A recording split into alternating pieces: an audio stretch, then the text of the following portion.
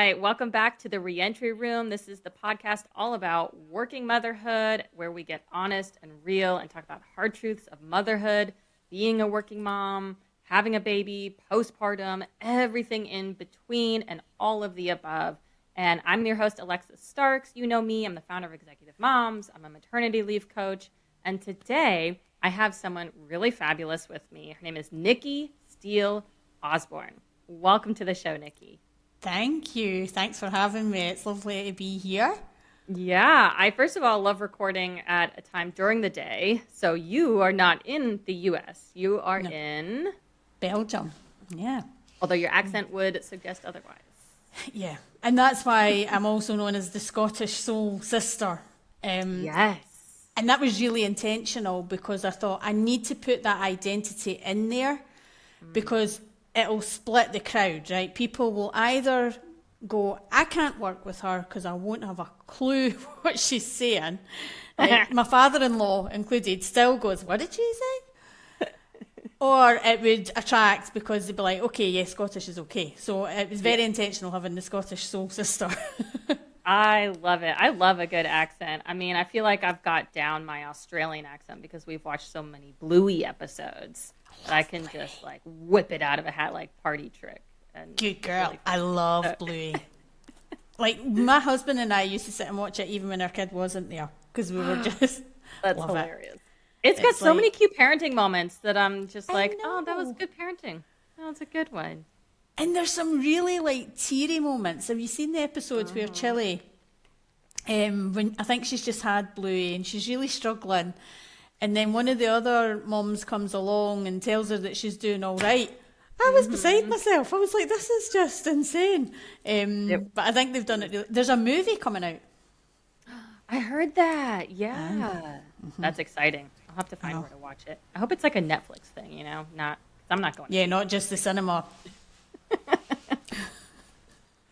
Well, anyways, I'm so excited you're here, and you also support moms and parents and are a maternal mental health um, Yeah.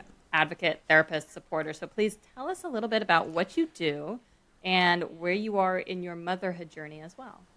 Okay, so being a mum was the catalyst for all of it, right?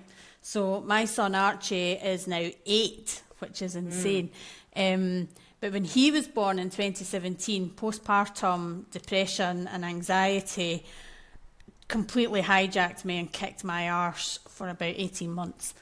I was previously a hairdresser, so the pivot from hairdresser to coach wasn't huge because I was already kind of doing that. But I did feel that once I got a bit of support myself when he was like 18 months old, I got to a point where I thought, well, what was all that about?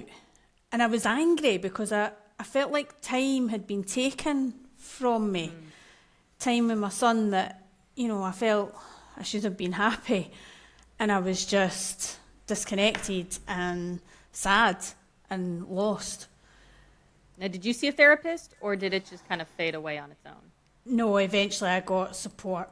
And I think that's the thing. We've got that narrative, don't we? Just reach out. If someone's struggling, we say it all the time, just reach out, give me a phone. And we don't. And I think particularly in that space, when you've become a new parent, it's such a vulnerable space, right? And it's got so many layers as to why we don't necessarily just reach out. I didn't want to say it out loud because it would make it real. I didn't want people to judge. I didn't want anyone to think I was a shit mum. I was already telling myself that. I didn't need someone else telling me that. I didn't want to burden or worry my family. We were living at that time in Montenegro. So my family were in Scotland. So I would jump on a call with mum and be like, oh yeah, I'm tired, but I'm okay. And I wasn't okay, So when I got that support, I was like, I need to do something with this. And I don't know, I got that fire in my belly and it's just went nuts. So it started off studying and training to be a coach. And I thought, I'll drink coffee with people and I'll be a listening ear. Yeah. And then I thought, well, what if people are not ready to talk? Like, we've just established that we don't just reach out. So then I created a digital resource called Stepping into Parenthood, which is completely self-paced. It gives you that discretion if you're not ready to talk to someone. You know, it's not high-end ticket. It's under $100, and that's my promise, is to keep it under $100 because I wanted something that was accessible regardless of your budget, right? Yeah. I didn't want it to only be for the affluent. Then it went on to speaking. Then it was, you know, sharing a message, like doing things like this, having podcasts and speaking at events. So it really has grown, and it really is my identity. I asked you before we started, am I allowed to swear? And I think it's because I don't differentiate between professional and personal, because I find this extremely fucking personal. You know? It is. It really is. So I don't pretend to be someone I'm not on LinkedIn or on socials. What you see is what you get, right? I love and then this. More recently, I've launched my book. Ooh. Okay, wait. Tell us more about the book real quick. So I just launched in September. It's on Amazon, and it's called Homebird. And it documents my travels, living in different countries, my businesses, and my journey to becoming a mom, and the postpartum, and what happened after that, and what I do now. So it's got it all in there. But again, it's not sanitized. I've written as I talk, which has been lovely, because I'm getting feedback and people are like, I can actually hear your voice. And I'm like, well, I think that's lovely. Maybe it's not. I love that. I think that's going to be a really big key differentiator as we go into more AI everywhere. Yes. Is the more human we can get, that's actually going to be an advantage. Yeah. I was gonna ask something, and fucking mom brain. The personal. You know, you and I have both done this really crazy thing, and I know so many other moms who've done this, that they went through this massive identity shift when they became a mom, and something changed, and suddenly they wanted to take what they've learned and help others with it. Yeah. And so our now professional work is deeply rooted in personal experience. And so that very much blurs that line of what is professional versus personal, when it is the same thing for us. So I'm all for swear away, get real, get raw, get vulnerable, because that is professional for us. That's real life, isn't it? Like, that is. And it's funny because you just said identity, and like the post I put on social media today, I was talking about identity. Mm-hmm. And like, when you become a mum or a dad, it's almost like an opportunity to do what you want to do and live how you want to live, and really honour who you want to be at a particular time, because it does shift. Yeah. And a lot of us get stuck in trying to play a part of who we were before, you know, and what we identified with beforehand. And I am a massive, you know, if anyone who follows, they'll know that I have a big issue with the bounce back theory. Oh, yes. I'm like, fuck I could scream about that all day. There is no bouncing back. Motherhood is an evolution. Parenthood is an evolution. Yes, exactly. And it's constant. As your kid goes through different stages, you have to evolve with them. Yeah. And it's not linear either, is it? It's not.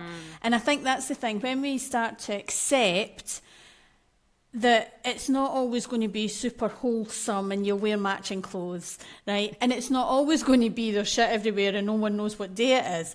It's not linear. It's not. It's a big, brilliant combination of all those things. And yes, it continues. I sat last week having coffee with some of the parents from the school. And one of the mums, she's at the other end, where her daughter has just gone to Singapore to study. Ooh. So she's now like, my baby's not here anymore. Like, these are all massive transitions in your life as well. You know, it's not only that initial postpartum phase, it's actually a continuation. And that's why I'm always clear about that. And I don't like, you don't need to diagnose it all. You don't need it all in a box. It's about supporting parents. From pregnancy, I actually prefer speaking to people when they're expecting. That was going to be my next question, is when... maybe before they adopt or foster, like, you know. So when is the best time to reach out to you, find your resources? Is it when the women or parents are pregnant, or is it when they're in the middle of postpartum depression or postpartum anxiety? Yeah, I prefer before, because then you're almost planting those seeds. Like the information and the framework that I go from is stuff that I wish I had known, because and it's not a solution, right? I never do a sales pitch like it's a solution, because I think that's bullshit as well. I've got a lot to say about a lot of things, Alexa. I don't know how long we've got. I mean, girl, we could talk. Yeah, right. But I think if I had known those things and I had got some of that framework in place, it would have been like the scaffolding that just would have helped me navigate it differently. But as it was, I was victim to the circumstance and had no fucking idea how to help myself, because I didn't know what it was that was actually impacting me. So had I learned these things, and all of it is personalised, it's all just guidance into a space where you as a family determine what works for you, because I'm not going to come on and go, well, these are the things that I do, you should do that too, because everyone's dynamic is different, right? We're all different beings. But I still use the same framework in my day-to-day life now to help me manage my own mental health, or just when stuff's going on, be lifing, and it's made me feel so much better. Yeah, I love this. It's so important. And I mean, when I had both my babies, my mom, she had really bad postpartum depression. And so I was waiting and ready for it. I was like, I know what the signs are. I was talking to my husband. I was like, here's what you should look for in case I can't say it. And you're starting to see these signs or symptoms. And it never hit, but instead I got postpartum anxiety. I had never heard of it. And I had postpartum rage with my second. And totally unprepared, had no idea what it was. I would just go 0 to 100 like all day. It was really, really bad. And I had never even heard of it. I mean, these are absolutely tools that we should get to more pregnant women and parents, so that the spouse and partner can also help catch these signs and what to look for as well. Because it's, when you're postpartum, it's like, you're just on survival mode. You're barely aware of what you're doing or saying. And there's a big difference, right, between these challenges and illness, such as postpartum psychosis. People, I believe, are not sharing enough about that. And this isn't about scaremongering. This is not about saying everyone's going to feel like shit. You might be cool, and that's brilliant. But you're always going to go through some period of navigation. You're changing your entire life, so none of those resources are wasted. They're always going to be useful. But I think it's important to highlight that it's not saying that everyone's going to feel like shit.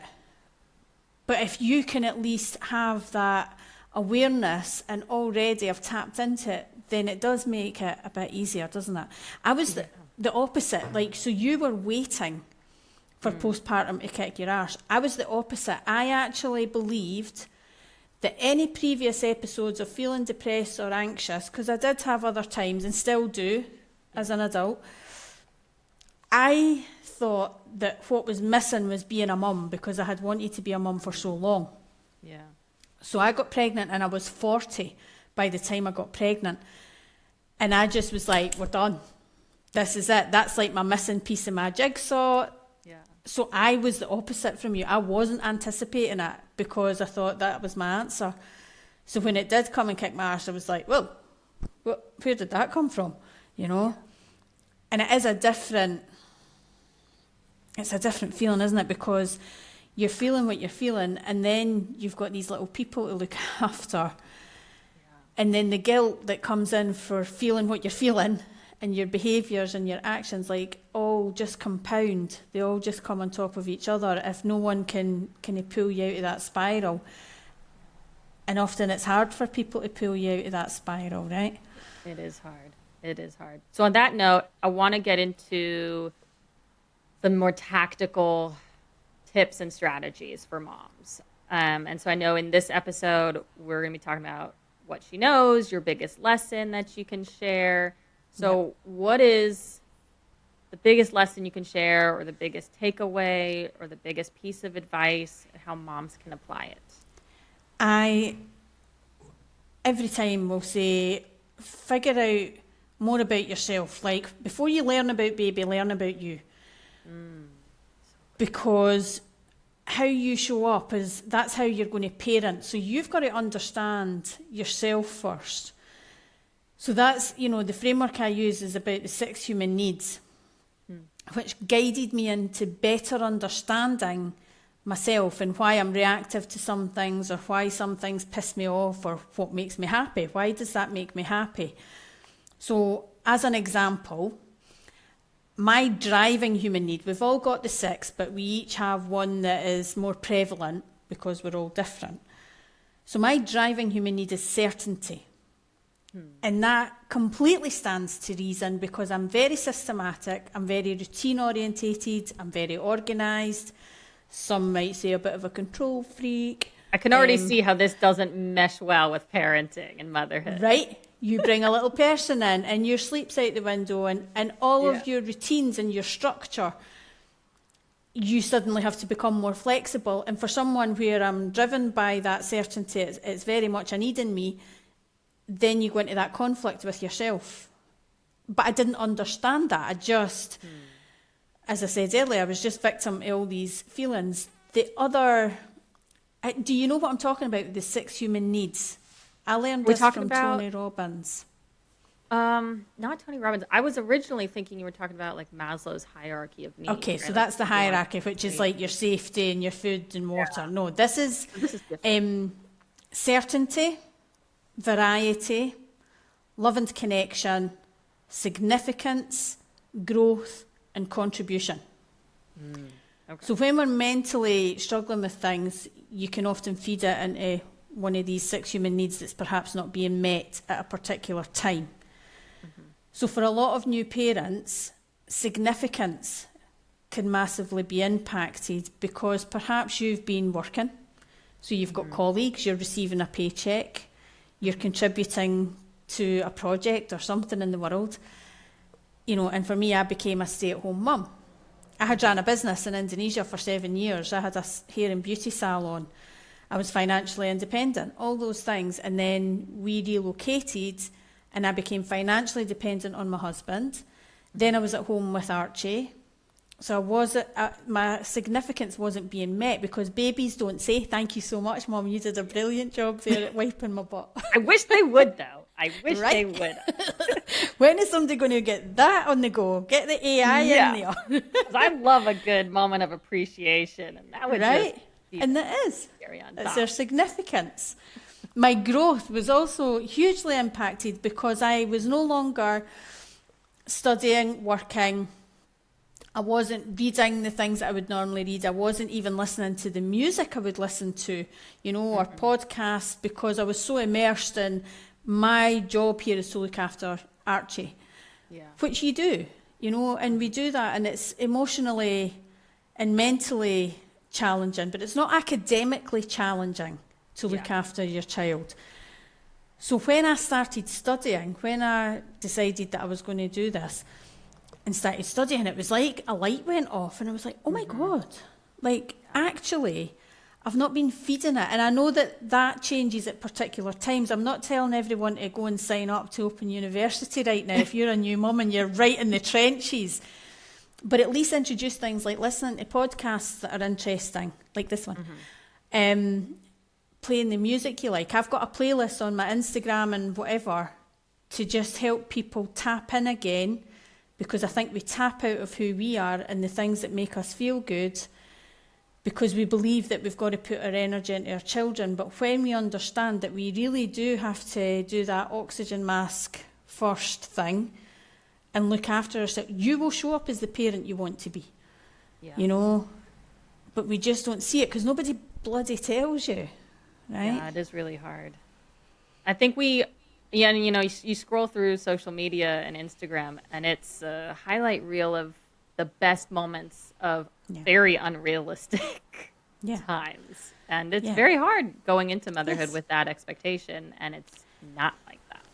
And I think there's the opposite to be true as well. Like, I get real arsey going on social media and seeing people, businesses, You know, I'm a business. At the end of the day, I have a business. Yeah. But seeing people crying into the camera and writing copy and saying that it's authentic, and I'm like, the fuck it is. I never sorry, want but in a moment have that thought of, wait, let me whip out my phone no, and never. record myself cry. It's the fakest thing, but it's manipulative marketing, and it does my head in, because if you're a mom in a vulnerable space and you're not coming in with business eyes, we're looking at it from these eyes, right?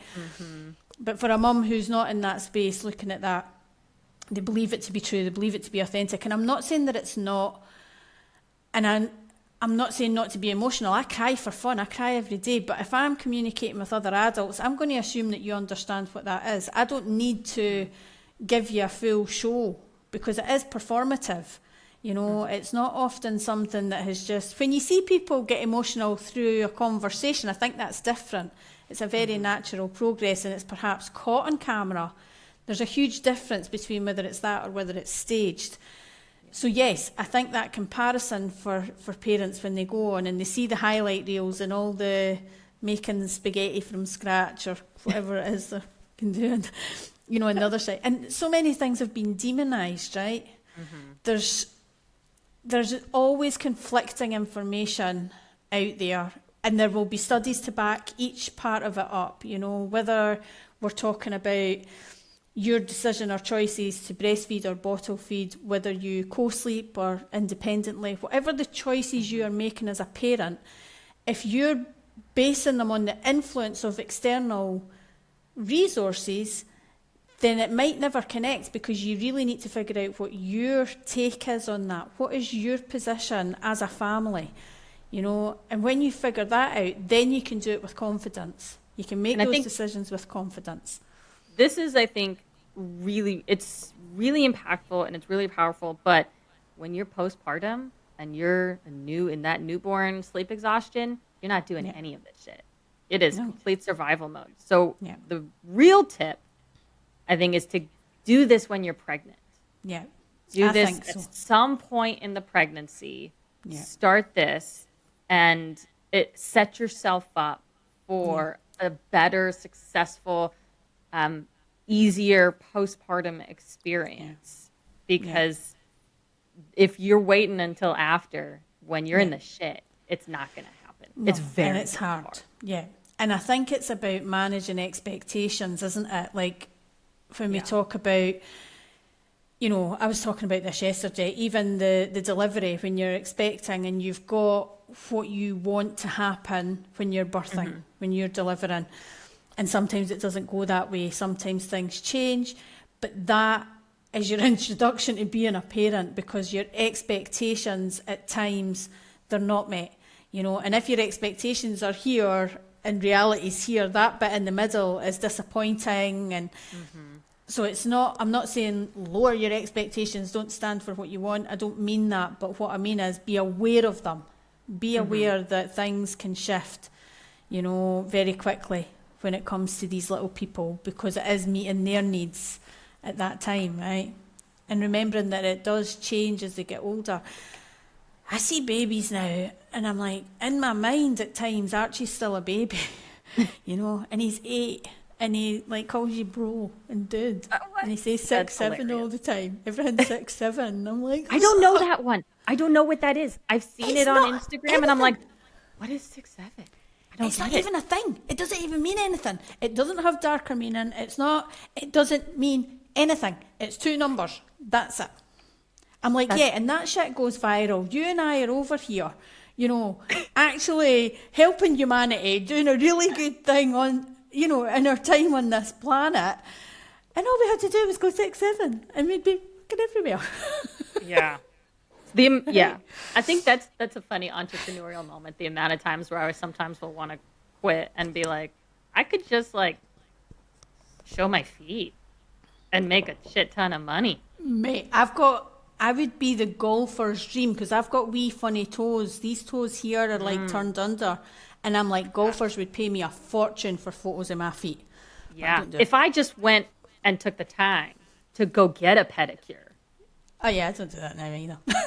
I mean, everyone else would be done for. Right? But it's true, it's, you know, and that's why we do what we do Yeah. because it matters, because it's important, and that's what drives, you know. So what's an immediate first step someone listening to this episode can take? Let's say they are pregnant or expecting. What's an immediate thing they can do? For me, it's to take an afternoon and go, right, how can I do my personal development? You know, obviously I'm going to say my course, because stepping into parenthood, I've just upgraded it, and I still think it's brilliant, and it's very simple, and it's self-paced. So I would obviously say that. But if that's not your jam, you're not drawn to me or how I'm presenting the information, do some personal development. Get an external person. I always think this is important too, because even when we've got a brilliant support system of family and friends, there's a veil that's there when we talk to them. We're not always as transparent for lots of reasons, you know. Like I said earlier, perhaps we don't want their judgment or their guidance, or we know that they're going to tell us what to do. But when you tap in, whether it's a coach, a therapist, a counsellor, whatever your jam is, someone who's external, they have a professional capacity, they have perspective that is different, because they're not coming from a bias of what they know about you. Utilise that. You know, we should all have someone external, and we should normalise it the way we normalise, I was going to say having nail technicians, but we've just said we've not been for pedicures. But that's a normal thing to do, right? Your nails, your hair, the doctor, the dentist. And we still sometimes have this aversion to talking to anyone about our mental well-being, and it needs to stop. And I feel like the faster the world moves, you know, the more that we need to, as humans, have that connection and have that support. And yes, ChatGPT can answer some questions. That's not a person. It's a different energy. It's a different connection. So I would say, you know, I do a free consultation. I've met so many people who have came on that call and they've not tapped into anything else, because they just felt better giving it oxygen, what their concerns were, how they were feeling, understanding that they were not alone and that they weren't judged. So either look at the course or go and tap into someone out with, you know. Thank you, Nikki. And what's your website, or where can... so everything is on the scottishsoulsister.com. Okay, the scottishsoulsister.com. And I will link that in the description. So anyone listening to this, you can find that in the description. Thank you. And then you get your Instagram or Facebook, whatever your preferred social media platform is. I try and do all of them. I don't know that I do them well, but I'm there. I got rid of Facebook a while ago, and then I ended up creating a new one just because there's like so many groups, Facebook groups and mom groups. Yeah, I still like Facebook. There isn't a good other place for a lot of those group connections. No, you're right. Instagram, Facebook, LinkedIn. And I do LinkedIn the same as I do Instagram. I don't have different performances. It's all, you know, it's the same kind of content.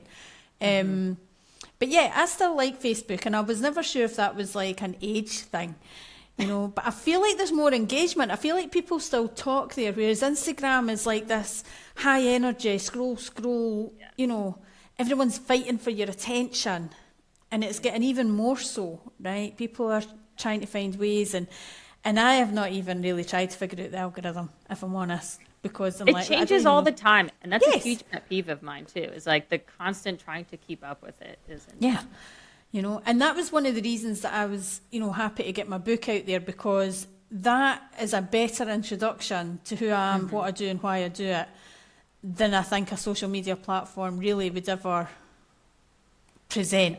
You know, I felt like this was the perfect way to get it out there. And your book is called Homebird, you said. Homebird, right? yeah. Okay. And it's on the website as well. Everything's there, so it's easy to find. I love it. Well, thank you so much, Nikki, for joining us on the show. It's been an absolute blast. Thank you so much for having me. I love just connecting with other people who are also doing good stuff in this world. Yeah, thank you. And if you are listening to this episode and this episode hits home for you, please share it with another mom who may be in the trenches or an expecting mom. And check out the resources to find Nikki in the description below. And I'll put some of my resources below as well. But other than that, thank you so much for being here. And we will see everyone on the next episode. Thank you.